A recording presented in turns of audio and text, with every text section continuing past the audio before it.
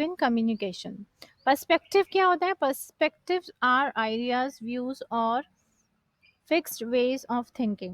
These sometimes affect our communication. For example, if you have a fixed idea that your teacher or your father is very strict, even when they are being friendly, you may think they are scolding you, even though they are polite. देखो क्या होता है, एक perspective होता है किसी भी इंसान को लेके, किसी भी सिचुएशन को लेके आपके माइंड में कोई एक बात होती है। सपोज करो कि आपकी एक फ्रेंड है, ठीक है? वो ज़्यादातर आपने उसे हमेशा गुस्सा करते हुए ही देखा है कि ये हर बात पे गुस्सा होती है, किसी से बात करती है, क्योंकि ये चीज़ आपने ऑब्ज़र्व करी है, ठीक है? ये आपका पर्सपेक्टिव है उस फ्रेंड को लेकर कि she is kind of an angry person, ठीक है?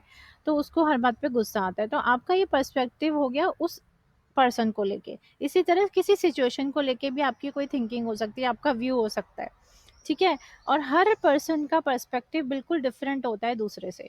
जैसे आपकी एक फैमिली है, ठीक है? फैमिली मेंबर्स हैं सब, मदर है, फादर है, सिस्टर है, आपके सिबलिंग्स हैं, ठीक है? ब्रदर है, कज़न्स हैं, और भी कोई हो सकता है घर में। तो सबकी जो थिंकिंग है, सबका पर्सपेक्टिव एक सिचुएशन या एक पर्सन को लेकर बिल्कुल डिफरेंट होगा, क्योंकि उस वो पर्सन हर एक सबके साथ अलग-अलग बिहेवियर करेगा। जैसे कि आप स्कूल में जाते हो तो आप अलग तरह से बिहेवियर करते हो अपनी फ्रेंड के साथ, घर में आते हो तो मम्मी के साथ अलग तरीके से रहता है।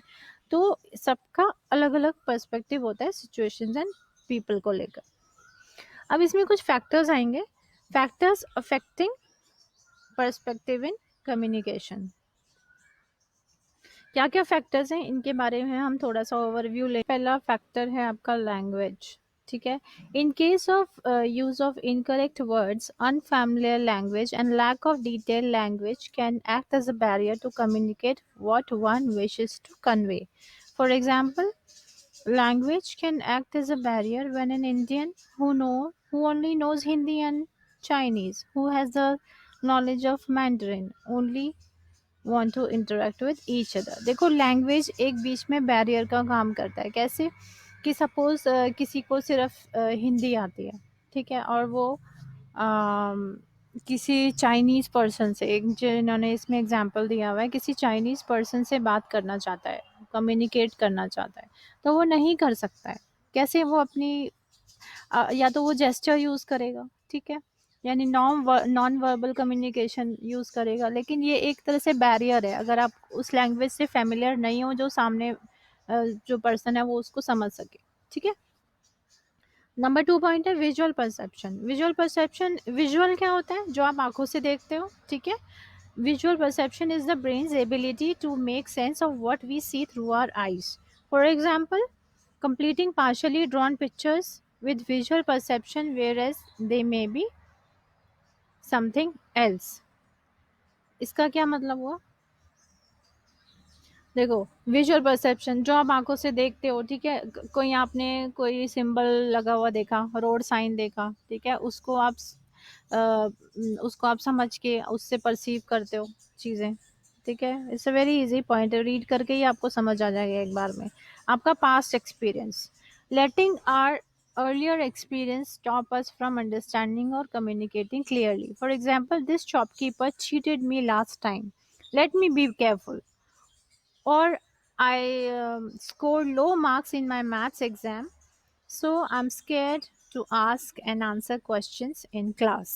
Right. सपोज आपका कोई कल टेस्ट था मैथ्स का, ठीक है? आपके बहुत कम मार्क्स आए हैं, you scored a very very low marks, मतलब जस्ट पास हो आप उसमें। तो उसके बाद आपको एक हेजिटेशन होती है कि मैं क्लास में टीचर से कुछ क्वेश्चन करूं या ना करूं। अगर आप कोई क्वेश्चन टीचर से करते हो, ठीक है, तो आपको हेजिटेशन होती है because you scored a low marks,